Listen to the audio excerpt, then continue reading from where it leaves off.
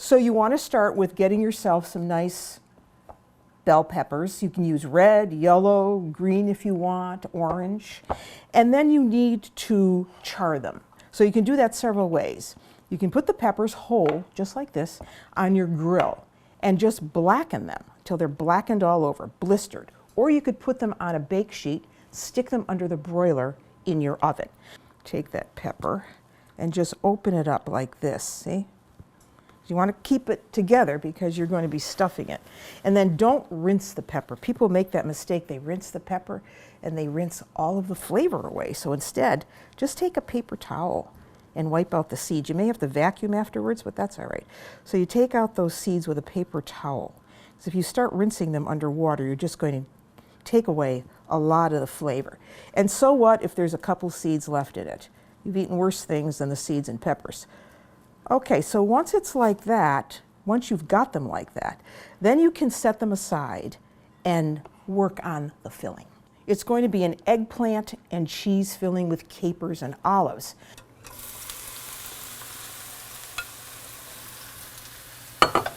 We're going to let this go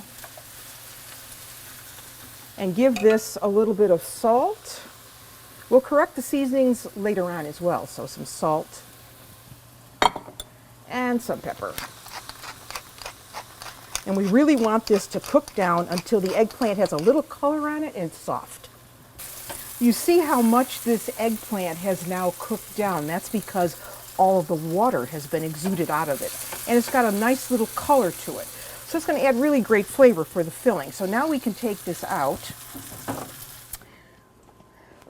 So there it is. So now we want to let that cool down a little bit while we flavor that. So we want about a tablespoon of capers. So we're going to put capers in. Now you can buy capers in salt. You can get capers in brine. Then we have some oil-cured olives, and all we did was pit them. And you can buy oil-cured olives in a jar in the grocery store, or sometimes you find them in an open salad bar. So we're going to add that. That's going to add beautiful flavor. Black oil-cured olives. And then we have some plum tomatoes, because wow, at the foot of Mount Vesuvius, plum tomatoes are the best. So we're going to add those. This is going to be enough filling for about 8 peppers, 8 beautiful looking peppers. And then we want some fresh basil. Look at how pretty this is looking now. I'm telling you, my friend Larry, who does dishes for us on Ciao Italia, told me something yesterday that really just hit home. He said, you know, Italian food is so pretty, and he's absolutely right. So we're going to mix that, and now we're going to add some fresh mozzarella cheese. Another product that comes from Campania. Yeah, we're staying right there south. So this is just 1 ball of mozzarella cheese that we have just cut up in little pieces. See? So we're going to add that. That goes in. And then we want some bread. So you can use stale bread for this.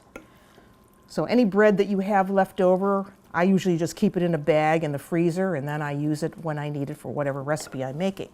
So just bread that you have lightly toasted in some olive oil and then diced up, see, like this. So you want to add some bread that acts as a binder for this and mix that in.